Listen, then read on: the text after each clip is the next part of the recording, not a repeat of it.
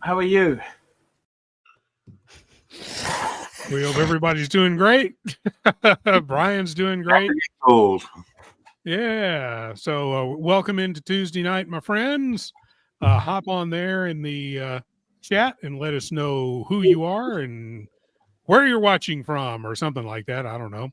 But let us know you're here. There's 18 of you here so far, and we'd like to know who you are. We've got we're going to talk about watch prices. We're going to talk about some new releases. We have an unveiling coming a little bit later. So get ready for that. This man right here, where is he? Oh, he's way down here. This man right here has an unveiling this evening.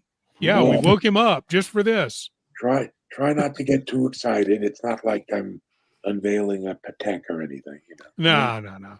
Just a good old fashioned watch. Last time Mitch moved that quick, the Old Testament was still a new release. Oh, Jesus. Yeah. Wasn't much Jesus in the Old Testament, but yeah, okay, fine, whatever. Funny how that works. Savage. Yeah. Hanukkah's next week. Yeah. Oh, okay. It's So a miracle where they only had enough tobacco for one pipe. But That's my type of miracle right there. Yeah. But the tobacco lasted 8 days. Yeah. That's right. They didn't have to relight even once. Yeah. Unfortunately, it smelled like gefilte fish. It's called Rasha Pipa. And there wasn't even any latakia in it, but anyway. Yeah. So we hope you guys are doing good this evening. We'll start out with what's on the wrist. We'll start with El Pipe. What's on the wrist, El Pipe? I'm still in my romantic love affair with the Blue Dial Yachtmaster. Yes, sir. Very nice. Yeah. Is it everything that you expected it to be? Honestly, it's actually more. Oh, good. Yeah. Good. Hey, nice. We've got the enabler in. Jen, what UG is on your wrist this evening? Boo. Boo. Golden Shadow. Very nice. Very nice. Yeah, that's awesome. That's awesome. We've got Brian is mad at me, also known as Mark down there in the corner. What's going on, Mark? I heard through the grapevine anyway. Ah, okay. We have the Aquaterra 41. See, it goes perfect with that shirt. I don't know if anything goes with the shirt. It's a little loud. Oh, but it's neutrals. So it's monochrome, so it works. The watch is amazing. I was telling Brian on the phone, I may buy the black one too. I may double Aquaterra. See, you just need to listen to me more, Lucha. Oh my, we've got Blake down there in the center square. What's going on, man? The Hamilton khaki field mechanical hand wind. Hey, nice. I like that watch. Classic. Yeah, I like it a lot. And last but certainly never least, we have Mitch. Wake up, Mitch. What's on the wrist? Is it time for my medicine? Yes, it's always time for your medicine. All right. Well, tonight is the old Baum and Immerse. The Riviera. 5-day movement. Oh, nice. That's such a nice watch. And I thought I was the only crazy Watch Hangout person to have a Riviera, but no. Since he posted it last week, Brother Bubba has one. Oh, Yes, wow. So I didn't realize that. Underappreciated piece. Yeah. They're cool. And I have a watch on that is that Mitch should recognize because it used to be his. It's the NTH Blue Diver. Very pretty watch. California dial. Ooh. Love it. California because it goes both ways. Yeah, that too. Yeah. And Mitch, I still have to thank you a lot for this watch because I absolutely love it. Well, I'm warming up for the next batch of clearing the house. So You know? Yeah, is that the fragrance batch you're clearing next? No, I think there'll be another. The problem with fragrances is shipping them. Yeah. Yeah, that's true. I got to figure that one out. Mm. You know? So it's easier to clear out some more watches. Ask Bubba. Very He cool. probably knows. Yeah, he's one of the people who I'm sure, Bobby Specs there and Bubble are two of and JJ are three fragrance heads. So Yeah, I know JJ sends a bunch. He's probably a good source too to find out how he gets Yeah. them. Well, and Brian was nice enough to send me Mhm. some fabulous fragrance for my birthday. No, it wasn't. It wasn't intended for your birthday. It was just I'm lazy. Oh, okay. But You're not the only wood in my life. So when I saw that, I bought a couple of them for all my wood people. Yes, the fragrance he sent me was wood Ah, with a big Canadian maple leaf on it. So I don't know what that means, but I like it. So let's see who is in the chat this evening. We got No Biggie Sal. Welcome, welcome. Glad to see you here. We have our man Oscar Nunez. We have George. Please, Lucha, don't show an IWC. He doesn't have one anymore. I know. Oh, That means you have to get another one. I should get mine. Oh, no. Here we go. We've got the Ghost of Yiddish Gambino. Nice shirt, Mark. Does it come in a men's? Oh, man. He can't be with us tonight, ladies and gentlemen, and there's a good reason why. We've got Caliper YQG. Welcome, welcome. Tuesday Night Live. Yes, indeed. We've got Chad in the building. Howdy, folks. We are very glad that all of you can be here. We know that more people will continue to join as we continue to babble along. And let's start off with Jen. Do you wanted to talk about this first? What you have up here? You're muted. Your microphone. Sorry, went sure. off. Yeah. Yeah. Let's Okay. look at this. So Never this sounded better. Yeah. That was karma. That was karma saying, "Don't do it, Jen." No. So No. So go ahead. This is an interesting topic to me. Yeah. So this came across my Instagram today. This is the new Patek Philippe showroom / mansion in Calabasas, California.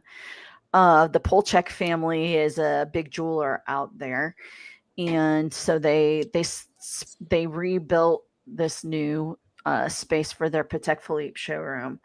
The reason why I wanted to bring this up, we're starting to see, especially this past year or so, we've seen a lot of ADs that have been pressured into updating or moving into bigger spaces in order to be able to carry certain brands. Specifically, Patek and Rolex are really big about that. I don't know how much AP has started to do that, but I know those two for sure. And, my question is, okay, so if they're trying to set up dealers to fail so that they can take those spaces over corporately so that they can get a bigger piece of the pie, is that going to bite them in the butt in the end? Is this a really, really dumb move by them? Because they are, they're cutting off the relationships that some of these families like the Polcheks have had for decades. You roll in a corporate group of people, they may not even be from the area. It would be like Mark going to his family jeweler that he buys from all the time, and he shows up one day and now it's run by Omega. Oh. And Boo.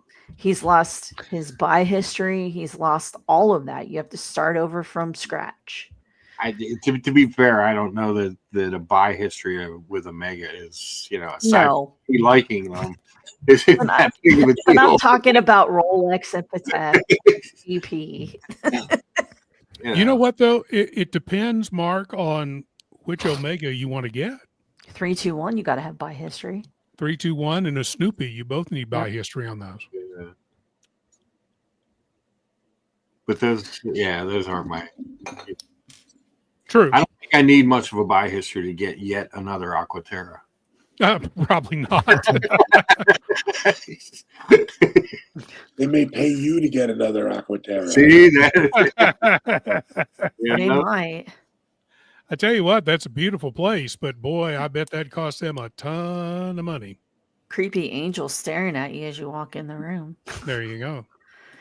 But like this is what model is this? This is the one that OC has. Yeah, I can't. I'm not 5970 or something like that. I'm not a Patek expert on like some other folks are, but Brian? I mean it's a cool clock. 5326. 5326. Okay. I think. Yeah. Hang on, there's a bunch of dial variations on that. Okay. And 5396, which 96. runs all the way from the sector dialed one all the way up to the jeweled blue dial, and then there's a whole bunch of dashes after them. Okay. Yeah. For the metals. Yeah. Yeah. So they mimicked that for their clock on the corner. How long till somebody steals it? I mean, I mean, even in Beverly Hills, it's possible. Yeah.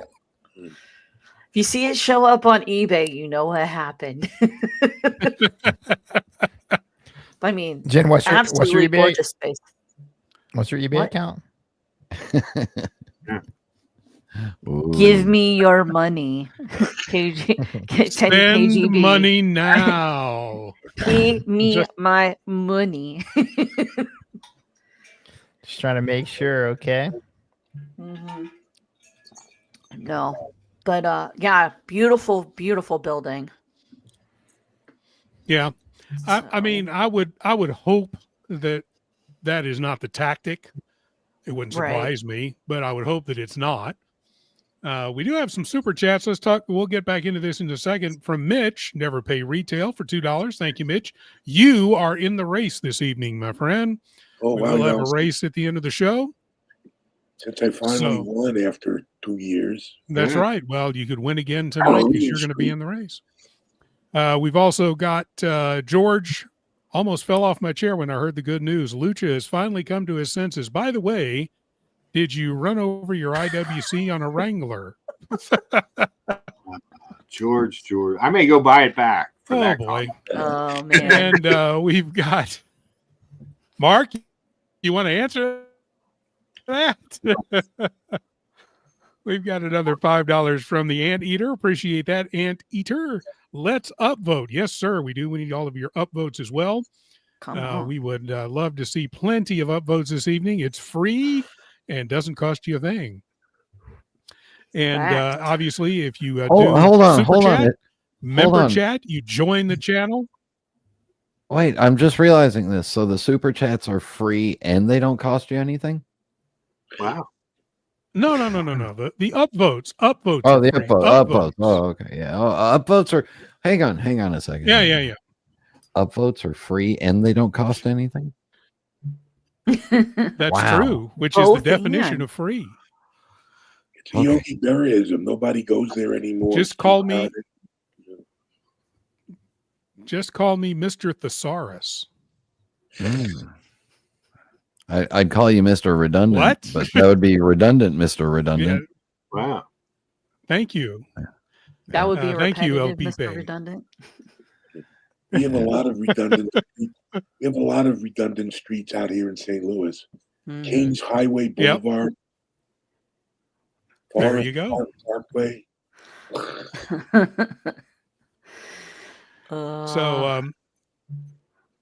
You know, we they made a comment about real estate. You know, Cloud Ken said, you know, why are they expanding? Think about McDonald's. They're not known for their burgers. They're known for their real estate. They're the largest real estate holder in the world. Well, but they're not really expanding. They just took an account that had that was a Patek AD and moved it all to this building right next door. No, but I mean, he's saying they expanded real estate. So that's why, these companies know that real estate is worth money, especially in Calabasas. Anytime you can own the property that you're on is always a good thing. It's why Blockbuster went out of business. They never owned any of their buildings that they had, And we want to welcome in the boss here to crack our kneecaps. It's JJ. Listen, I noticed you guys are slacking a little bit. I just came on to say, step it up.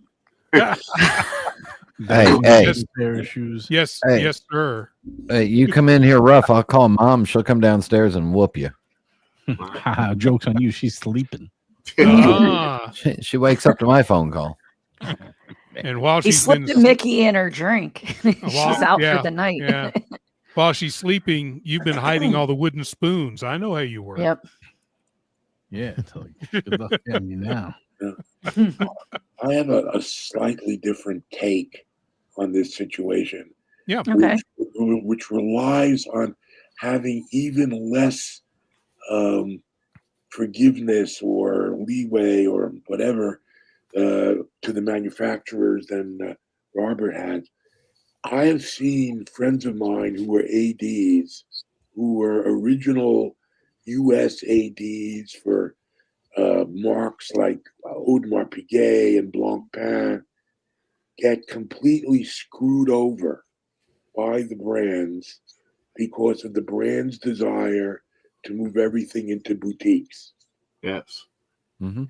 And so personally, I think there is a dual-pronged strategy here.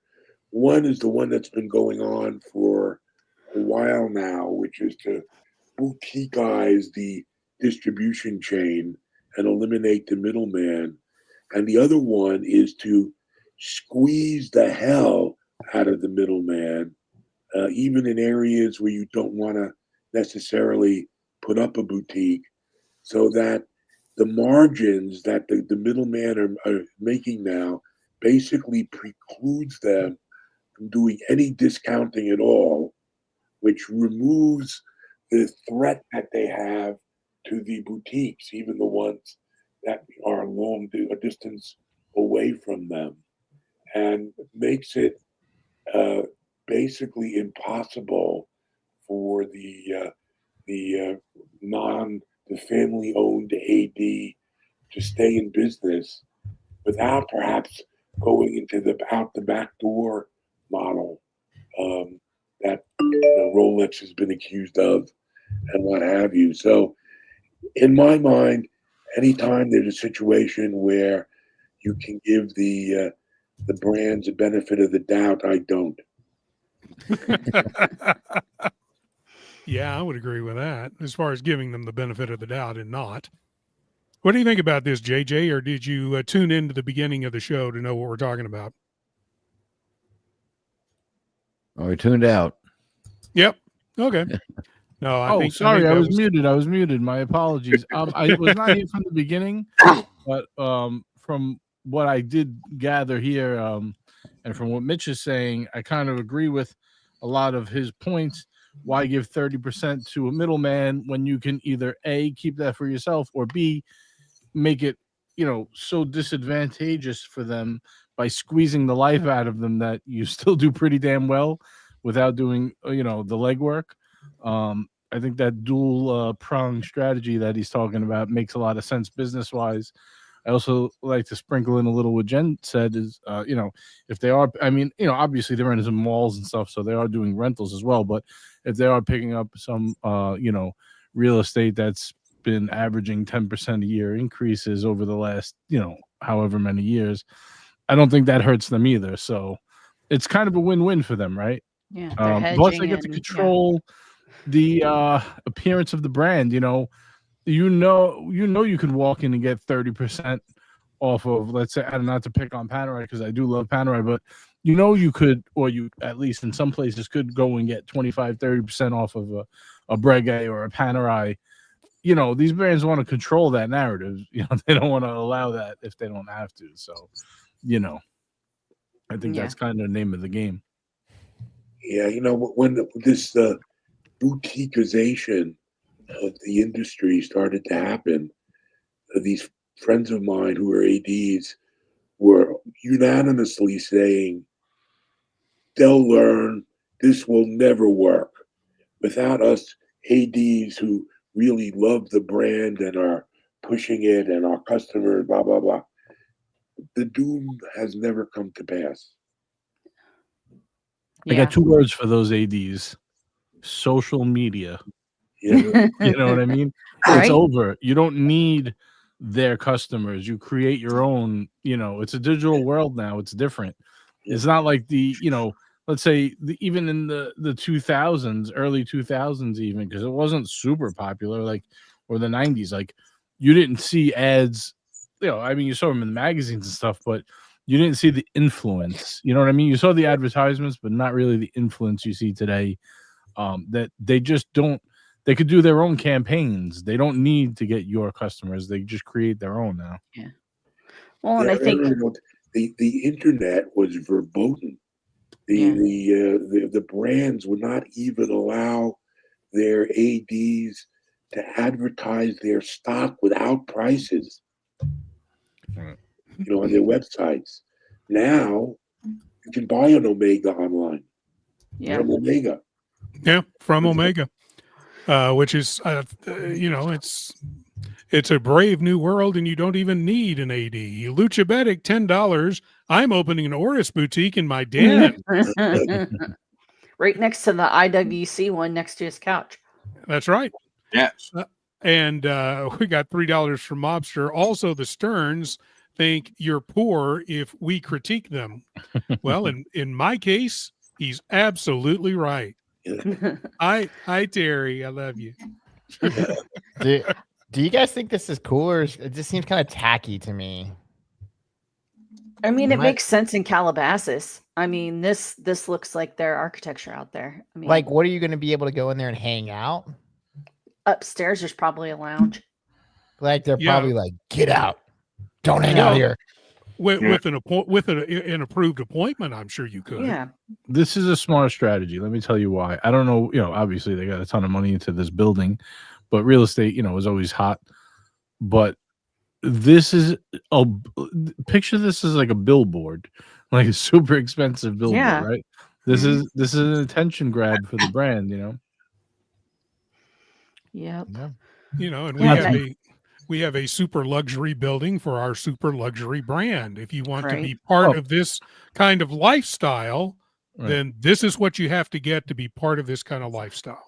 Well, that was the old marketing thing behind Rodeo Drive. Yeah.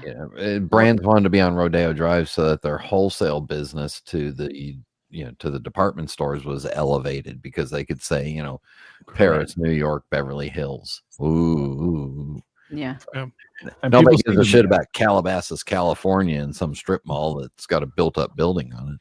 Well, and you got to remember, they're competing with David Lee. David Lee's place is amazing because it's all one space. He's got it broken down into different, different companies. Like his Rolex, they just rolled out a brand new Rolex layout in his building, and his stuff looks exactly like this, so they're trying to directly compete with him because he's nearby. He is their competition. He's one of the largest jewelers in the world. In the universe. Yeah. Well, and, to go back to your comment on social media and stuff and how that has changed stuff, look at timepiece trading. They have built their business on influencers and celebrities. Like, they can come in and they can shoot video. Nobody gives them a hard time. They welcome it. They bring people in and make them feel like family. They take very good care of their people. It is a one-stop shop for a lot of luxury stuff: cars, clothes, handbags, watches, jewelry. Like, they know their market, and they know that generation is not being spoken to right now. It's still that kind of that old world take on watch dealing. And if you don't change, you're going to get left behind. And I think Rolex has come around to that. I mean, their marketing is unbelievable. Like, I've never seen marketing like that in my life. The last commercial that they did about, all the different athletes and famous people that wear their stuff, that was killer. Like, who can compete with that? They're just like, these are the facts. We don't even have to show off. This is it, So you have to have that connection to the next. Again, Patek is for the next generation. Well, you need to start talking to them, because you're not. I would like for let's see, let me make sure I got the right screen. There we go. Okay. Mr. Bobby Wood, if you would like to share my screen, I would like to show you the building. Are you with me? Yep. There's the Polacek Jewelers. Mm-hmm. Nice little seating area out here. Probably non-smoking because it's in California.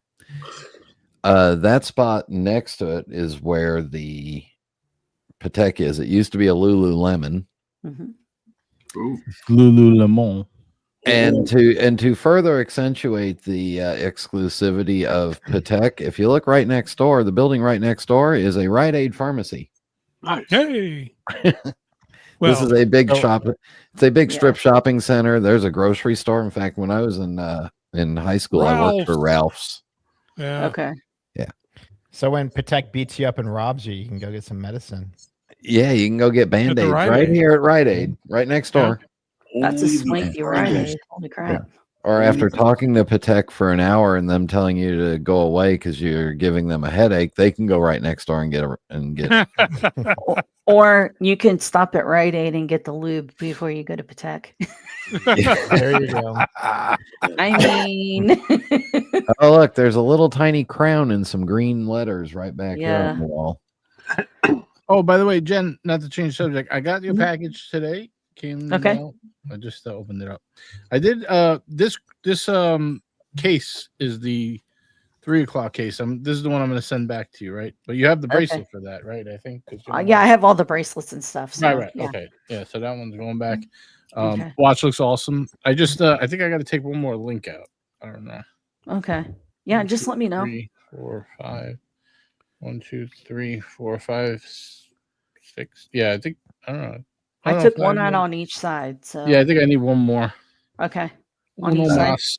And I have a question also, because am I putting my bracelets on backwards? Because you have it one way and Phil sent me one this way also.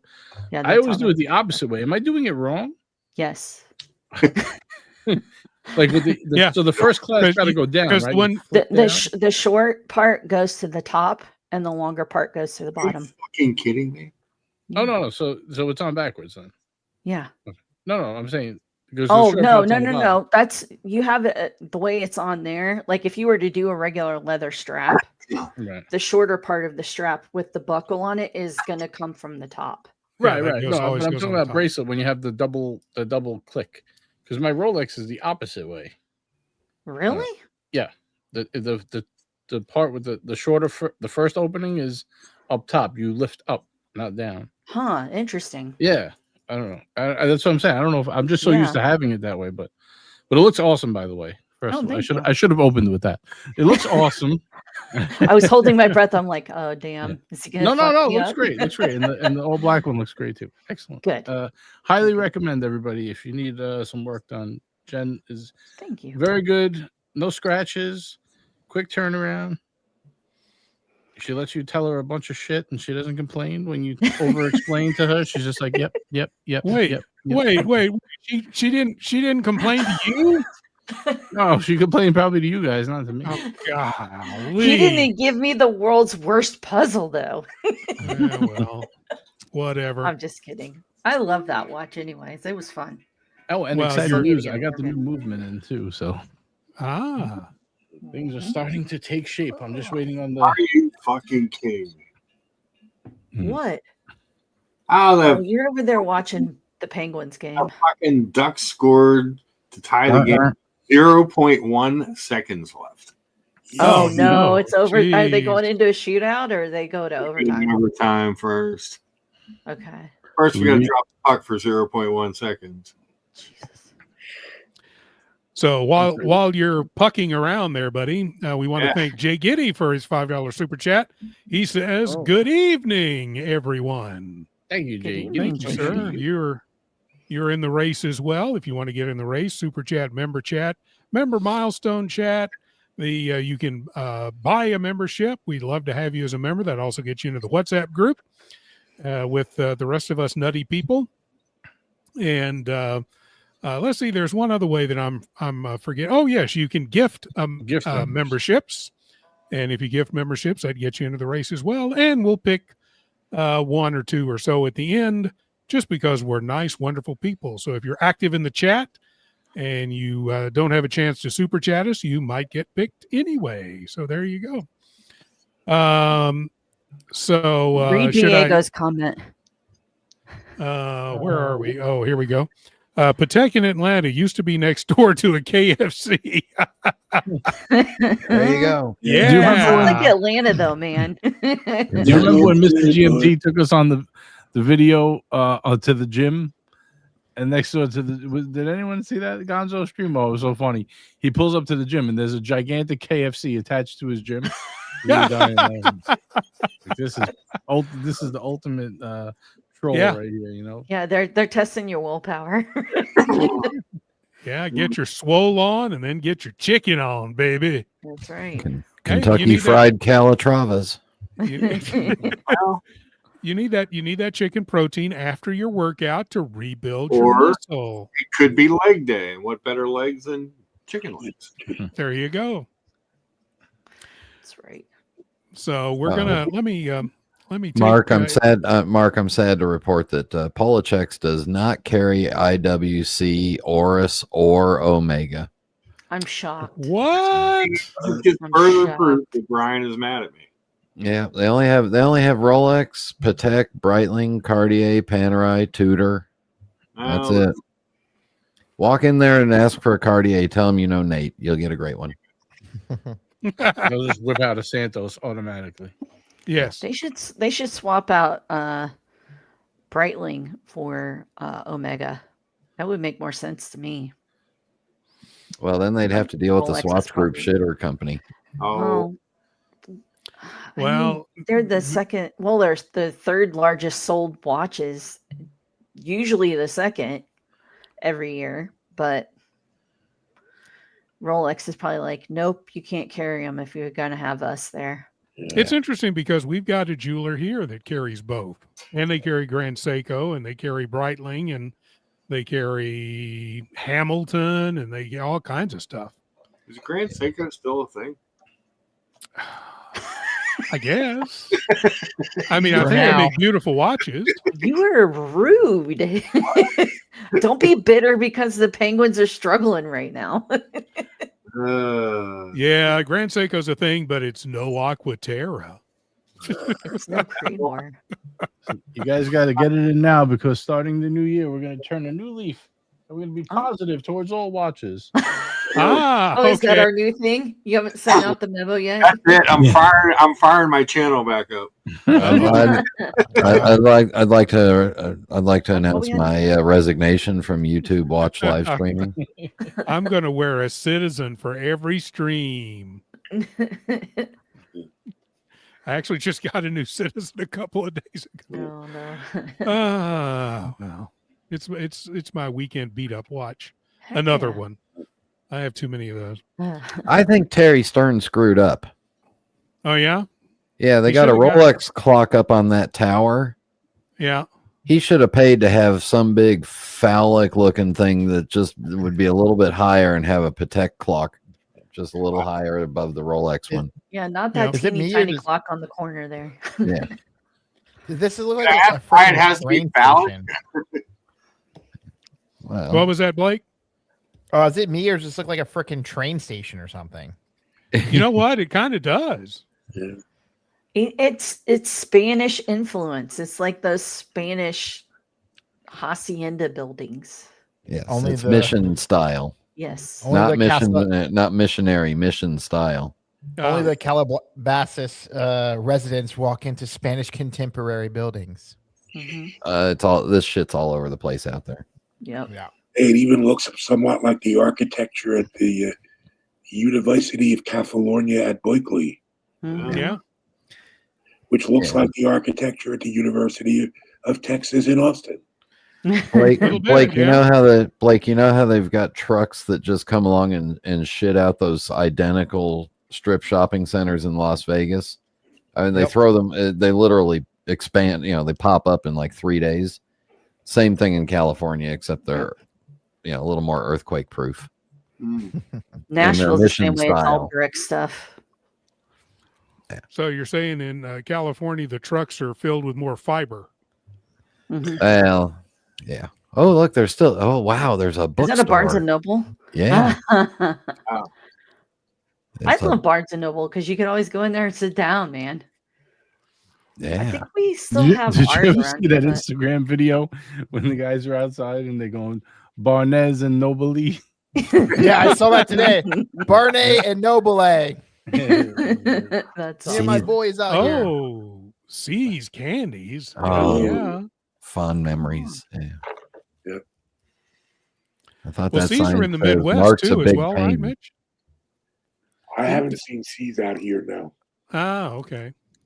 It's further proof that Brian's mad at me. Yeah, that sign says Mark's a big pain. Yeah. Let's see. Well, let's see what this big phallic building is down here. Yeah, I mean, they got a tower. Why didn't Patek get a tower? Look, Gen G's ice creams. Jenny's ice cream is from Columbus, Ohio. Hey, look at that. It's supposed to be pretty good. I think I've had it a couple times. Right next door to Jax's chicken sandwich. Yeah. Don't you pronounce that Jenny? Jenny. I was running. They have peas and carrots ice cream. All right, wait. I gotta find this. I gotta see what's in the. We can't just zip past that. Peas and carrots ice cream. This is a real thing. Peas and carrots. No, it's from the movie. Oh. Gosh, JJ, I thought you knew your movies. I do. Wait, but which movies? I don't know this one. Tell me. What you Forrest Gump? Forrest Gump. Jenny. Yeah, I don't remember that part. That I know Jenny. He says, me and Jenny's were like peas and carrots. Oh, life is like a box of chocolates. Yeah, there you go. That's a cool theater. I love listening to all you people that haven't lived in the South at all do your Southern accents. It's so beautiful. I'm from Texas. I don't know what the hell you're talking about. You're from Ohio. You don't know nothing. You may live South now, but you's a Yankee. Is that your real accent? I know I am. Or just Mr. No, I was talking about the Piguet. I'm not from Ohio. I growed up in Los Angeles. Oh, well, that's even worse. Los Angeles? Southern California. That's part of the South. Oh, okay. Whatever you say. Right next to the cement pond. 3,000 years of longing. I thought it said lounging for a minute. I'm like, hey, that's my movie. I thought it said longing. 3,000 years of longines. Yes. All right, so this image is from 2022 because that's when that movie came out. Yeah, and Where the Crawdads Sing. Yeah, same year. All right, everyone, I'm heading out. Just wanted to stop in for a minute. I got to run though. Have a good time, man. Hey, buddy. All right, thank you. You guys thank you for seeing us. Thank you for checking in on your channel. Wait, we've got the JJ's Watch Hangout official van here. Look, there's JJ, and on the back it says "Life's hard if you're stupid." Yeah, and it's harder. What does it say? If you turn life's hard. If you're stupid, it's harder. Oh, gotcha. See, I'm so stupid I couldn't even figure it out. And on that note, I'm out of here. See you later, JJ. JJ will be back on Friday night, ladies and gentlemen. So join him on Friday for more scintillating watch talk and Google Map exploring. Let's go trolling a shopping center. Oh God Almighty! Let's not say we didn't. Let's count how many cars are worth more than my house. Yeah, this shopping center is not impressing me with the cars, although there's a G-Wagon. If you go over to the watch store, there was like some freaking McLarens and shit over there. No, there wasn't. Yeah, there was. There was some nice ass shit. I don't know what it was, but it looked like it was like McLarens or Ferraris or something. There's lots of Hondas. Was that a Bentley? Is that a Bentley right there? Or is that a Mercedes? That's a Mercedes right there. Okay. All right. Well, I could have That's a Tesla. I could have sworn I saw some nice cars. Some Jeeps. Oh no, not one. We don't show Jeeps on this channel. Everything is white and black out there. Jeez. Stop with your hate, Brian. Where are all the minis at? There aren't any. Go back over there. Yeah, there. Go back in front of the. They're in the minis are still at the dealership waiting to be bought. Go the There's left. a Mercedes and a Tesla Y. There's a pervert's van. I'm sorry, a regular. Hold on, kids. Hold on. Found a mini. There you go. Mini radar. So we know at least 2 people own them. Yeah. Well, I saw a third one today that was owned. Oh God! It's next. Fiat. It's next to a shitter Fiat. That's next to a BMW. Mark, there's a Jeep. Gladiator. What up? That's probably the landscaper. Wow. Wow. Oh, Lord. Okay. So here we go. There we have a Porsche. Well, I'm going to share this. We've got some images from the inside of the let me see, how do I share this? Of the Patek that backs up to the feminine hygiene department of Rite Aid. Hold on. No, of the Patek boutique. I'll go ahead and share it because I'm getting bored. Well, we'll just remove you then from the stage. Oh, window. There we go. What's that? Okay, so pull that up. This is in the entrance. Fancy. Chihuly. Then we have Cthulhu. this. Very fancy. This is the store. This isn't the Patek boutique, is it? Yeah. Oh. This is inside that Patek boutique. I mean, it's okay.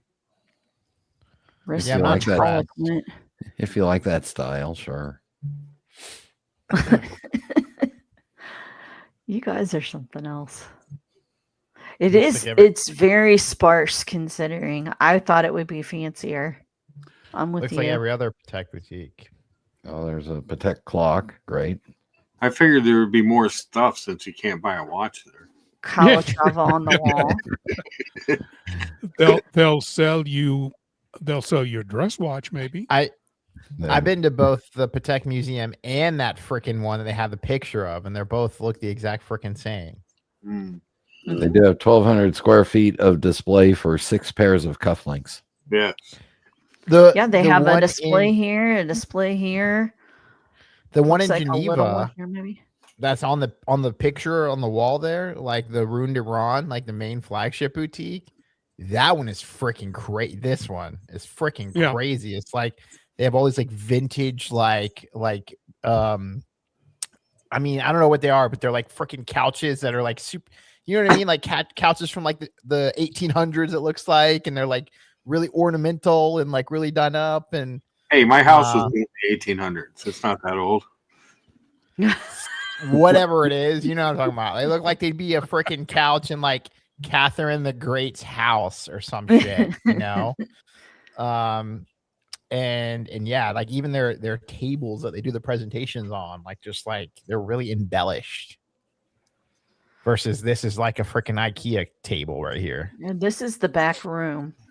So it's basically just like a shotgun style building. Yeah. That they have set up. That's just, they have this kind of invisible partition here. Remember, it used to be a Lululemon. I mean, this is true.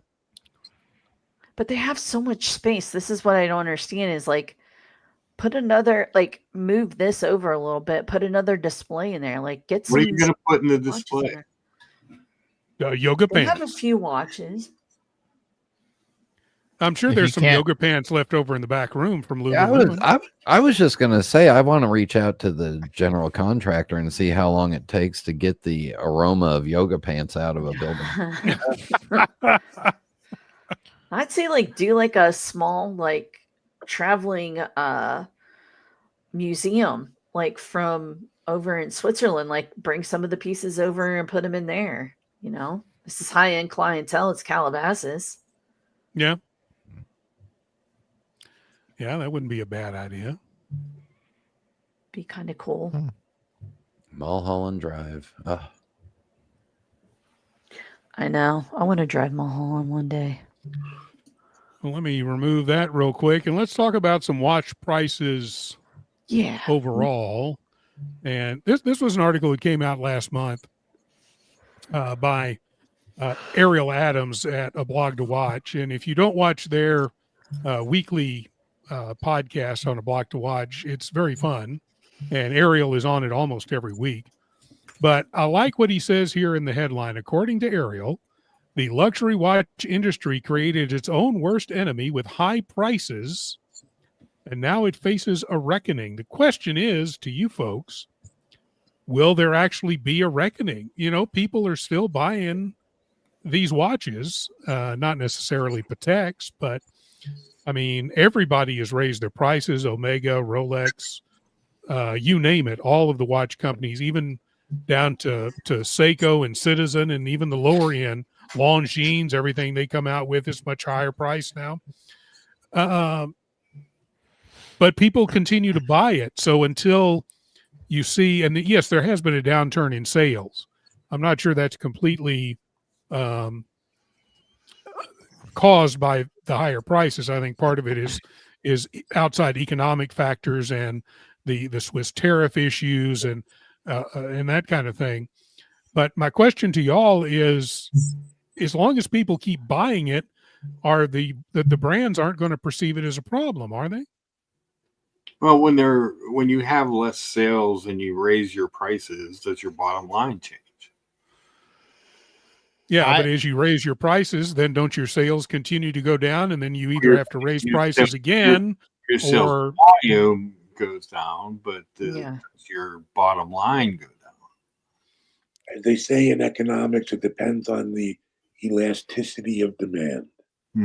It's a weird like balance, in my opinion, because they're putting less strain on their manufacturers, you know, right? So they're slowing down, you know, they're factoring in slowing down their production, but they're also factoring in making the same, if not a couple bucks more, you know? So it's kind of the dream for them to like eventually just sell, like, you know what I mean? Like, don't you think if Omega could make the same amount of profit as another brand and slow their production, they would, you know, like Patek or something, you know? I think Omega makes more money than Patek, but you know what I mean, right? Like, you get it. Yeah, like during COVID, we sold a lot less cars because we had a lot less cars, but we made triple the money. Yeah. Yeah, you know, it makes me wonder about resource management as well, you know, right now. You know, gold is through the roof. Silver is moving, which it hasn't in a long time. All the metals are starting to get more expensive, and there's a finite amount of them. And so it's like, are they trying to manage what they can physically pull from the ground by raising prices to mitigate that, to slow down, you know, the flow of watches, because they can't keep up with it forever, you know? I think there's a lot of things that are involved, you know, like you said, you know, I think they're just going to do less volume, but make more money. They're looking at it. It's a lot less work for them. It's easier. They don't have the overhead of people as much that way. The brands, at least some of them, have said that directly. I think that's what they bank on. What? That's what they bank on doing. Like they bank on making more and making more and making less, you know? Particularly the haute luxury brands. You know, that strategy tends not to work as well for Oris, for example. Right. But, well, and I don't think it works well for any what you would consider quote entry, and I hate to use that word entry luxury. But if you look at that price segment of an Oris, a Longines, I think Tudor's a little different because of the Rolex connection, but Tudor, Longines, Tudor's hanging on by a thread. Yeah, Tissot, those kind of brands. I think raising, for example, you might consider $500, $600, $700 for a PRX. Would you consider the same watch for 12? No. Right. No. Well, then it would be a Christopher Ward. That's right. But at the same time, that Christopher Ward's going to go from 12 to 16, 18. Would you still get it? I think that's something that especially the quote entry level watch brands need to keep in mind. Where's that breaking point? Yeah. Yeah. And you'll find out that you hit it pretty darn quick. Well, and I think Oris is one of those companies that has always been up against that. They've always, with their in-house movement, the new one, they've always been over what the perceived limit should be for their watches. We've had that conversation here several times. You know, if it was 2,500, that's their lane. When you start to get into $4,000 to $5,000 watches, the value just is not there. It's not there for them. They don't have the clout behind them. Which is why you wind up going to the secondary market and paying $2,500 or $3,000 for the same watch. Yep. Something too that I don't think too many people are talking about is the Swiss franc is up against the US dollar, right? So, but then there's also a growing amount of like consumer fatigue, especially in the luxury segment. Yeah. Like people just don't want to buy luxury goods right now. People, you know, the past 4 or 5 years, we've all, you know, I say we all, but you get it. Like people have been acquiring luxury products, and now, you know, they just went gung ho for like 2 or 3 years straight. You're paying more for the same shit, you know, particularly like I remember when like Mark, like, you know, like the Speedmasters used to be $5,000 or like $5,500, and it was a freaking smoking deal. But now a freaking Speedy's like, what is it, like $9,000 or like, Jesus, you know what I mean? Like, like that is, you know. But again, if it's selling less, you're caught. Yeah, like, so if you're selling less and making more, you're paying out less because you have less labor, less parts. You know, it could be a realization that hey, we're only going to sell so many of these. Why don't we maximize the profit? Yeah. But during that period, also, there's customers out there that are still buying where they're proving their loyalty to the brand. Yeah. You know, like, so it's a weird market. There's a difference between rich and wealthy people don't feel that. They don't feel any of that, you know, if we're being real. I mean, obviously, look at the auction this past weekend. Somebody dropped almost $12 million for a freaking FP Journe, and somebody else dropped like $2 million for another one. You know, all the other ones almost went for $1 million. Like, it's insane right now. And the Pateks ran up also. So there are people out there that are still buying, still willing to pay ridiculous amounts of money for pieces. And I feel like micro brand bend of, or the boutique bend of things where it's like, we only make 900 a year. This is how many we make. You get on a list, and this is what it costs. Like, I feel like the auction prices don't determine that. Like a brand will literally sit here and say like, hey, how much is our marketing budget, right? And then they go buy one of their watches at auction for a ridiculous sum because of course it gets headlines, you know. And I don't know. I And mean, the Omega's done that. I wouldn't be surprised if FP Journ's done that. Patek's done it. I don't know that the secondary and the auction markets that is what the brands are necessarily looking at, because they're not making that profit. No, no, but you're still seeing how bullish people are to spend money, just in general. That's what I'm, not specifically for each, like for every brand, but people are willing to still spend good money on luxury goods.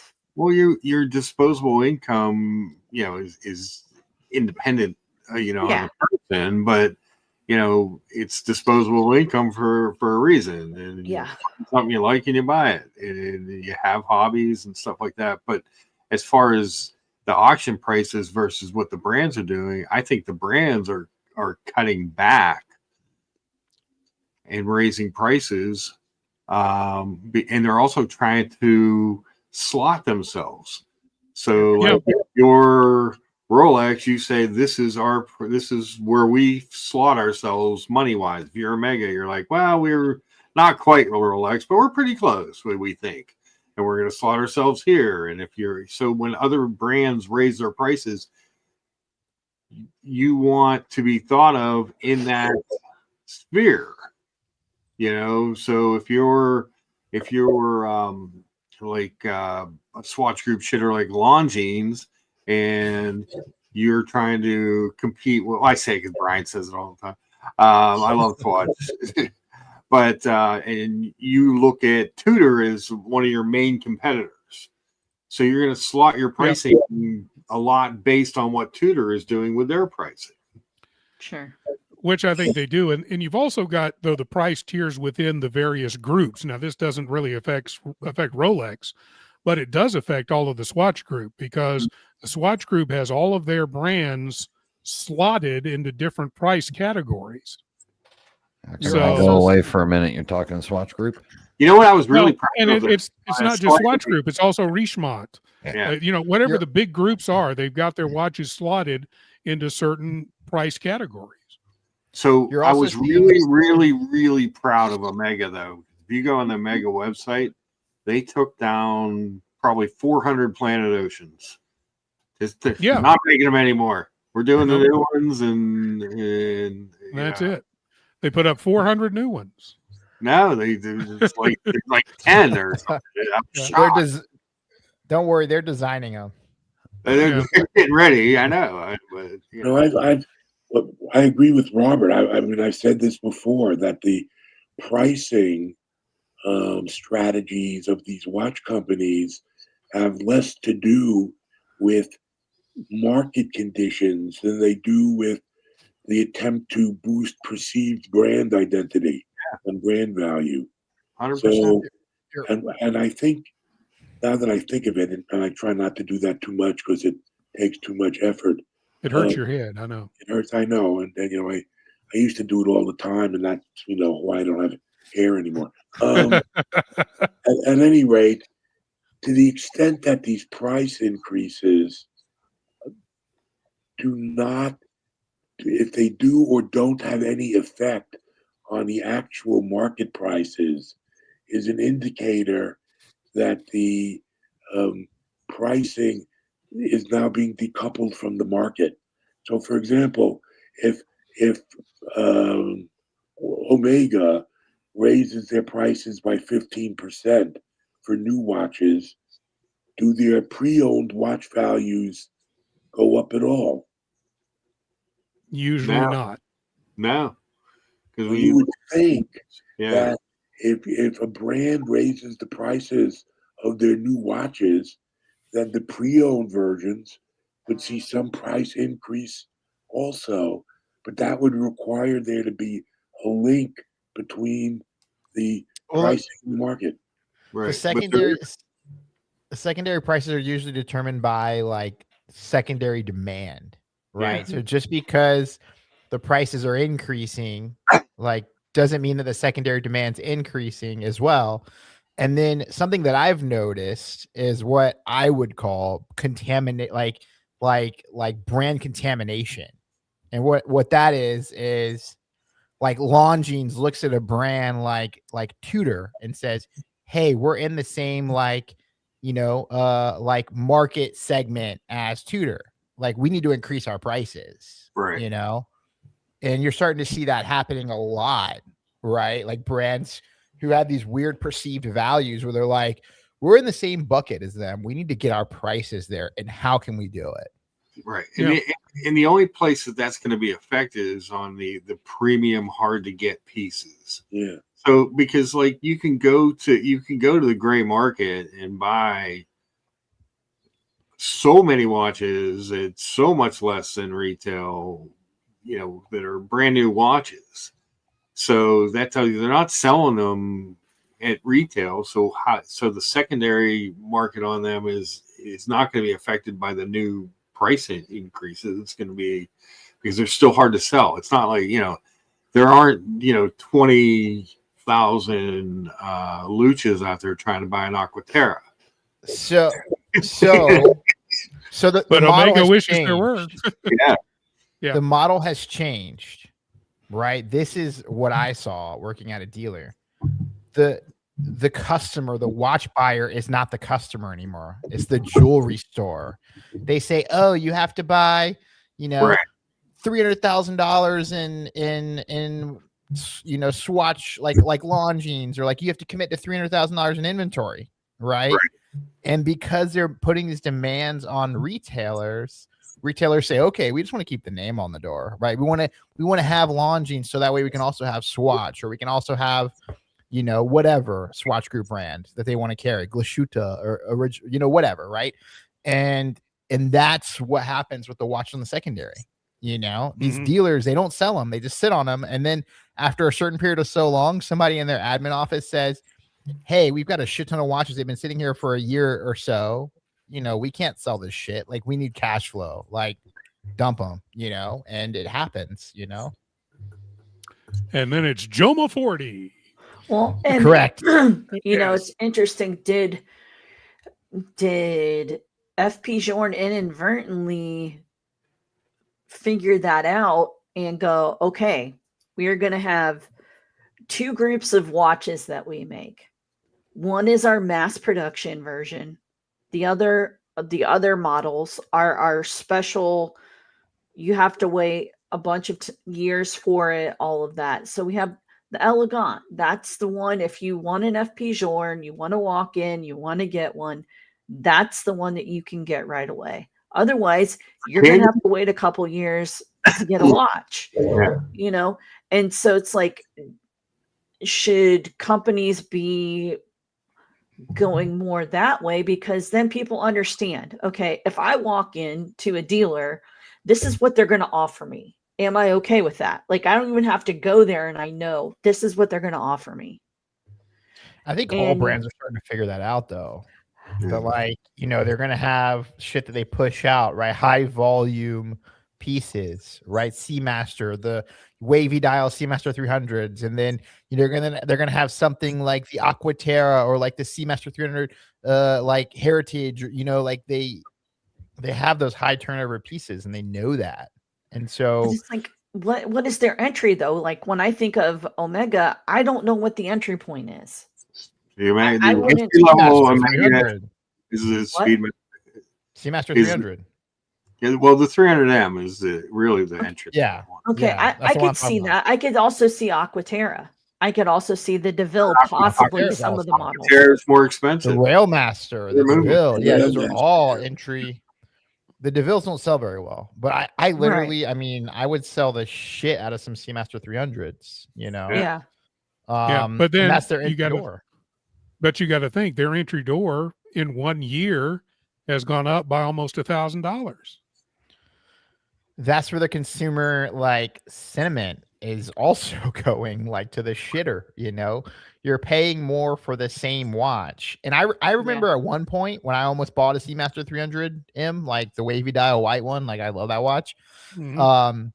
There was one point in the secondary market where those watches were trading for under $3,000. Yeah. And I remember it, and I almost bought one. I was like, it was like $2,800 or something, like $2,850 or something. I was like, that even I passed up on that, even though like I now I haven't seen one at that price in a freaking long time. But you know, it says a lot about the perceived value of these brands, you know, and so brands are trying to correct that, whether it be through scarcity or pricing restructuring or whatever it is. Yeah, and with Omega, there's no scarcity. I mean, if you walk into a boutique, chances are you're going to get what you want. Yeah. With a few exceptions, obviously. Well, even during COVID, but you could walk in and get something. So that should tell you a lot. Yeah. Yeah. Question from Bob NYC that I want to address real quick. And Blake, you might know this one better than all of us since you're wearing a Hamilton. Where can I get a strap for my Hamilton? You could call. I got a bracelet for this, which nobody really seems to wear or like sell. Like they don't sell this on a bracelet, but you can call. You can call Swatch, like their parts department, and they'll send you a list of like everything that you can buy for this. But they also have straps on their website too, you know, so you can check them out. Yeah, and if you've got a jeweler that sells Hamilton, you can probably order it through them as well. We've got several here in town that carry Hamilton that would order you a bracelet. I'm assuming you're talking about the Far Cry that you got from JJ. I'm assuming that's the watch you're talking about. So I'm guessing you could get one from pretty much any jeweler. I mean, if you don't want a Hamilton branded strap, obviously there's tons of places you could get a strap, but if you want one from Hamilton, their NATO straps are $40, or you could get an Omega NATO strap for $300. I know, right? 40's not terrible. If you're getting a Bark and Jack, it's $35. I was trying to get Lucha to get one of those Omega NATO straps. That's what I need, an Omega NATO strap. But yeah, they're $40. They're expensive. Anything from the brand itself is expensive. At least most brands, most of the luxury brands. And Hamilton, again, is an entry level luxury, but that doesn't necessarily mean everything is cheap, cheap, cheap. Would you consider Hamilton a luxury? Maybe entry. Well, it's a mix. Yeah, I think on the upper end they are. I think if you look at their affordable Swiss is what I call them. Yeah, I don't know. I wouldn't call them luxury, like in the luxury segment, but I just call them affordable Swiss. You know, is what I have branded them as. But yeah, so I would say hopefully that answered your question. If you want to, let's see, what is this follow up from Bob? Ryan, I just purchased a Tag Carrera Blue dial because I got such a good deal. Wasn't looking for one, but couldn't pass it up. There you go. Yeah. You got a hell of a good watch. Yep. Got a hell of a good watch. Well, at least you an ugly green one like Brian.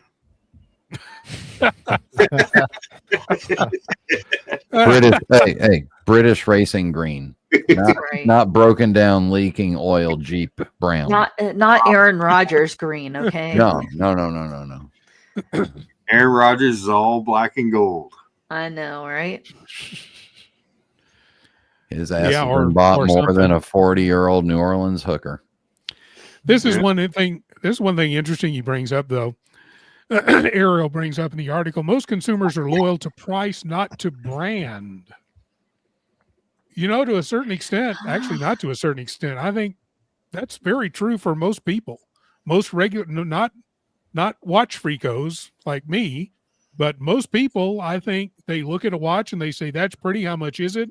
If they get sticker shock, they don't buy it, but they look for something less expensive.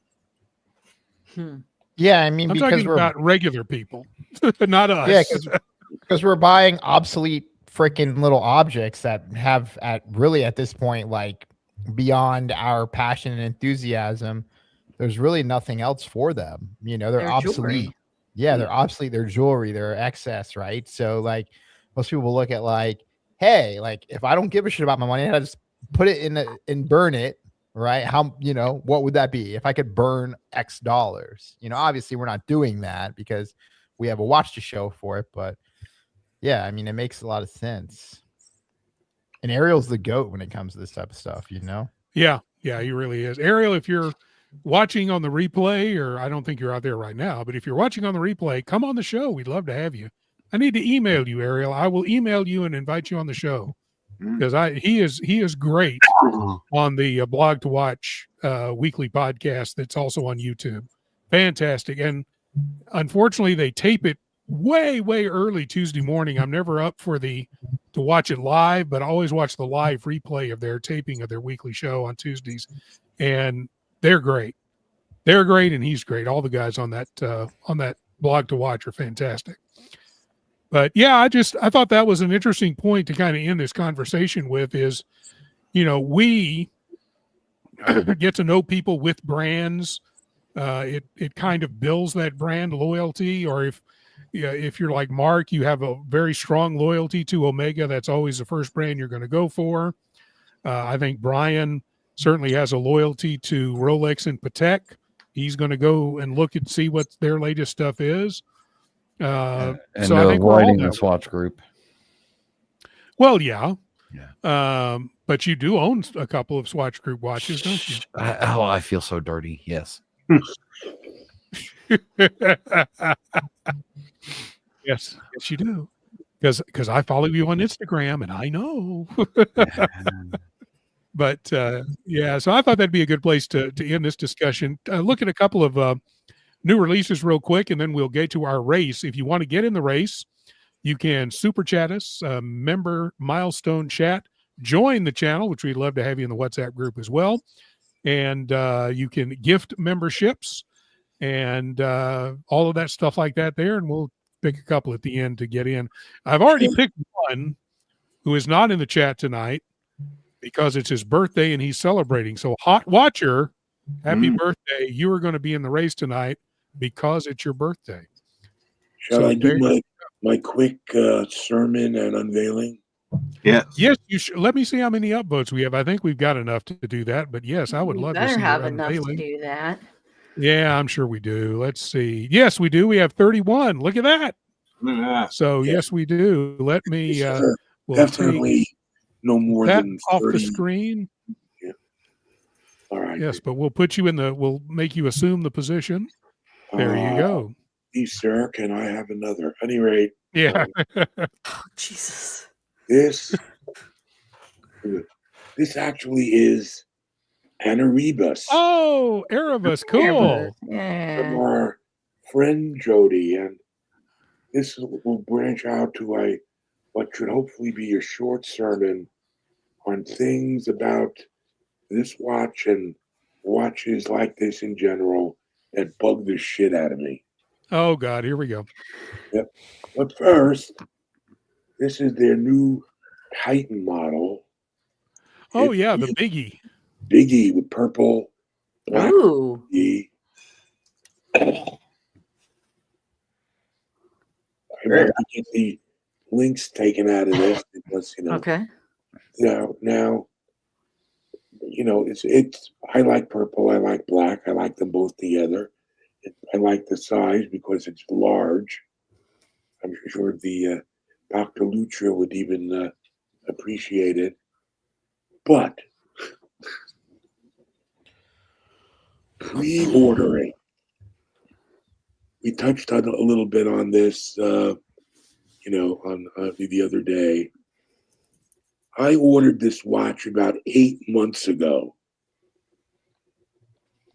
And Jody, and I love Jody, but like everyone else, he's not perfect, including myself. Why does Jody have to run his business, at least the things that don't require that rare high accuracy quartz movement or rarer, based on pre-ordering? It strikes me that he should be able to have the funds to bankroll some degree of inventory. Okay, he doesn't have to have 20,000 of these in stock at any given time, but he should be able to order X amount of watches, and then when they're sold, He'll order another X amount of watches. It's more of a normal model. That's how like Mark at Long Island Watches does his watches. You know, when you order something from Long Island Watch, you send them the money, they send you the watch in general. It's so old fashioned. He did that when he came out with his second watch. They ordered so many of each color. But yeah, I don't know if they did that with the Titan and it just sold too many and they couldn't get them restocked. I don't know. Like I said, maybe there's an excuse that I am unaware of, but to me, I'm starting to get grouchy and cranky about the whole pre-ordering thing, whether it's watches or boots or what. I mean, everything these days is give us your money, and in case of some bootmakers, 4 years later, we'll get you your boots. It's probably set by what his manufacturer probably has really high minimums to keep his price low. And then, you know, let's just say, for example, he sells a watch, and I don't know, this is just my assumption, but like he produces a watch or, you know, designs a watch and then there's not a demand for it. He doesn't buy all this inventory that he's sitting on. He can just refund everybody. And I don't know if that's happened before, but you know, those are two things that come to mind, you know, just to keep his cost manufacturing low and then just to see if the market, you know, wants this, you know. But, you know, but again, it's like shifting the risk almost entirely to the consumer. Well, not if you refund him, not if he refunds you. Wait, what time value? If I give somebody, and maybe an inexpensive watch like this is not the best example, but if I give somebody, you know, $1,500 for a pair of handmade boots, and they don't deliver for 4 years, what's the time value of money? Yep, I can see that. You know, I think it's sort of disrespectful. But moving on to my second point, this watch, and this is not just an Erebus thing, and for that matter, the pre-order thing is not just an Erebus thing. This came wrapped in so much plastic that it took me and my klutzy about an hour to unwrap. Why? It's sitting in a very nice cushion case, wrapped in 400 pounds of bubble wrap inside a DHL Express envelope. Come on, kids. Usually, and what I've seen too is, and this is my assumption to give it some context, usually the manufacturers, they produce the watches and they buy their boxes from whatever supplier. So the watches and the boxes ship separately. And then when they come in, they put them in the boxes, ship them to you. And then it's kind of the, you know, some people think it's satisfying to pull stickers off watches. I hate it when those freaking bracelets are wrapped and they have the little arrow that shows you where to rip that shit and you freaking can't do it. It strikes me as a bad design decision. No, I had one several months ago, but the bracelets were wrapped like that, Blake. And when I pulled the little tab to unwrap it, the tab came off. Yeah.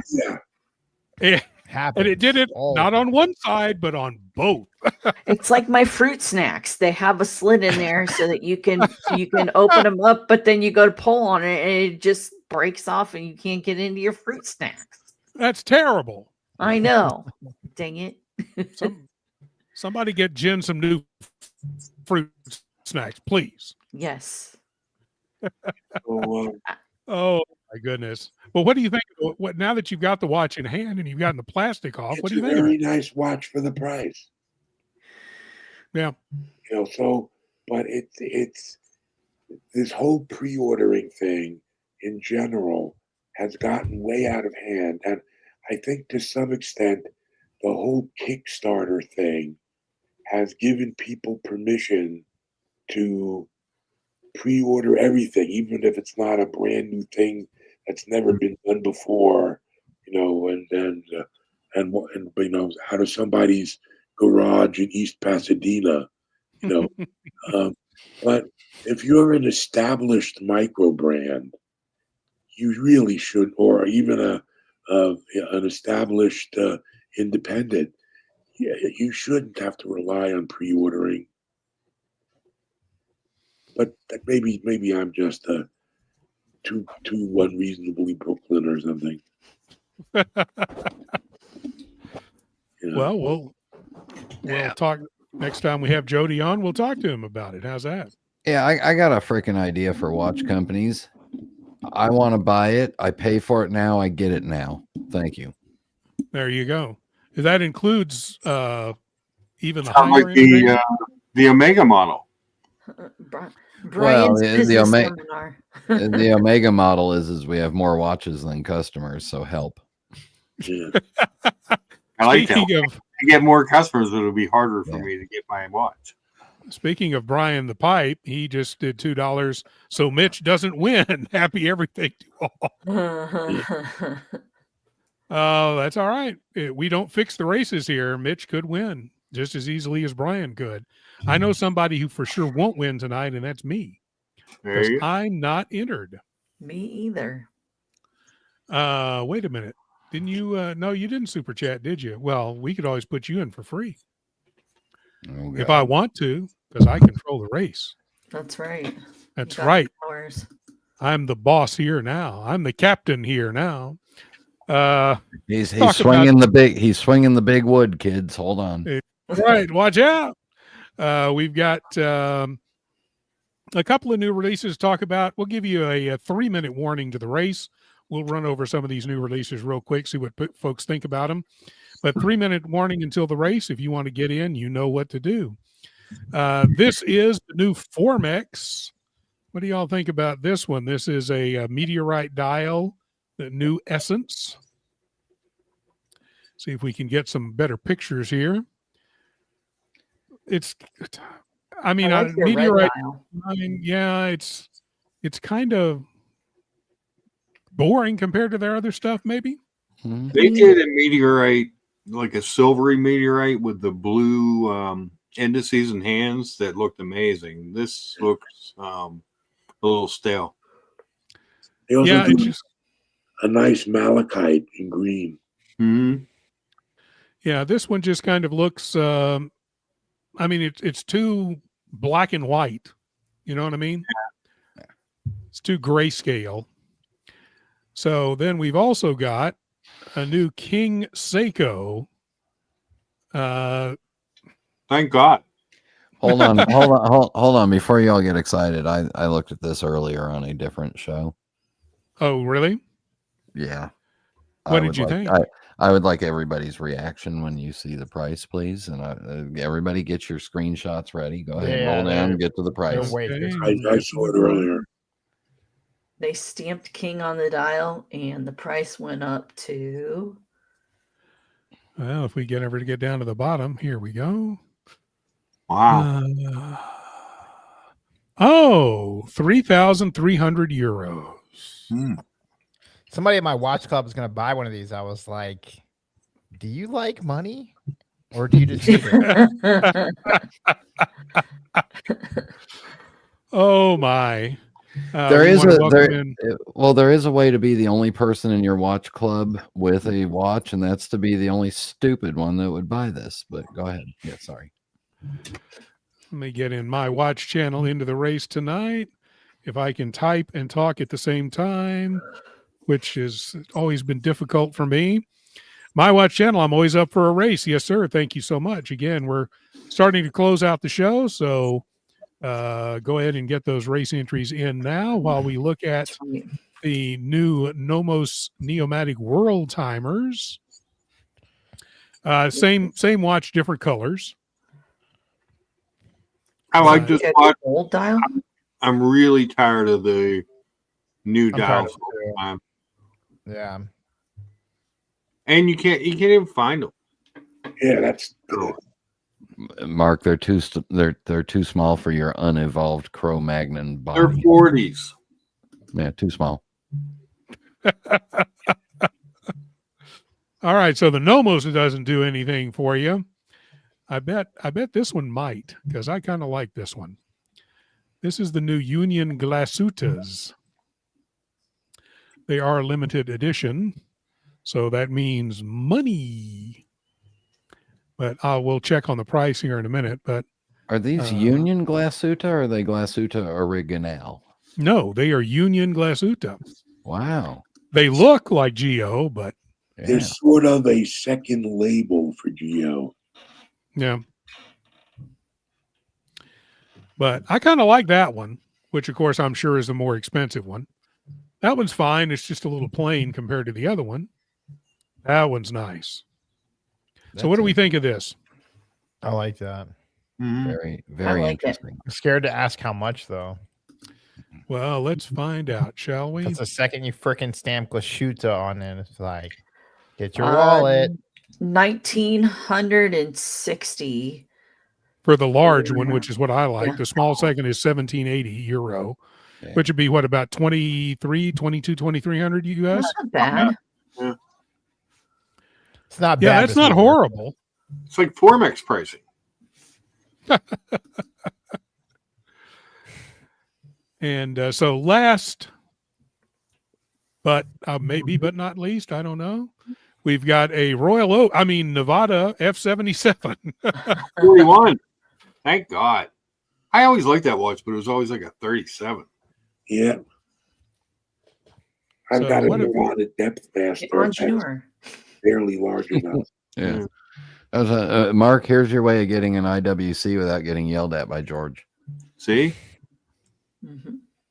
What do you think, George? F77? So this is 41 millimeter.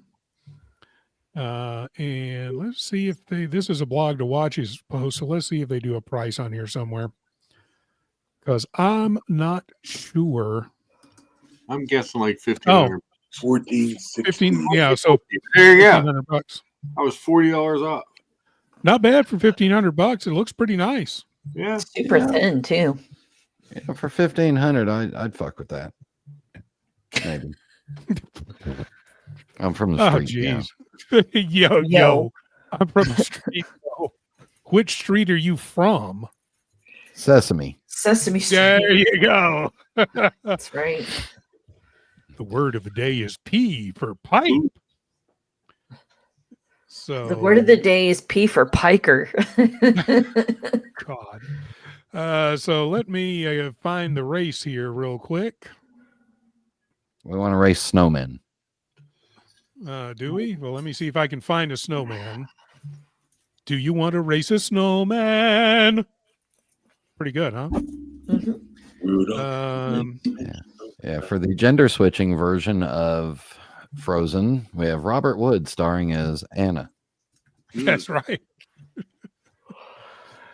So y'all talk amongst yourselves while I look for something holiday themed other than our usual Italian brain rot here. I don't know if we've got snowmen. Let's see. Put Captain in the race. I will. Let me find a race first, and then we'll put Captain in. Well, I don't see one with snowmen, but I do see one with an old fat man with a white beard. It's a Robert race, ladies and gentlemen. We want to thank Captain for his member chat. Put me in the race, Captain. Yes, sir. Member Yes, for that's 46 months. You've heard of the Rob Report. Well, we have the Robert race here. That's right. Let me get Captain on the list, and then we will bring this up here. Get our names on. I don't know who those people are, but they've gone bye-bye. And we'll put tonight's entrance on while I'm doing that. Think of somebody you want to add.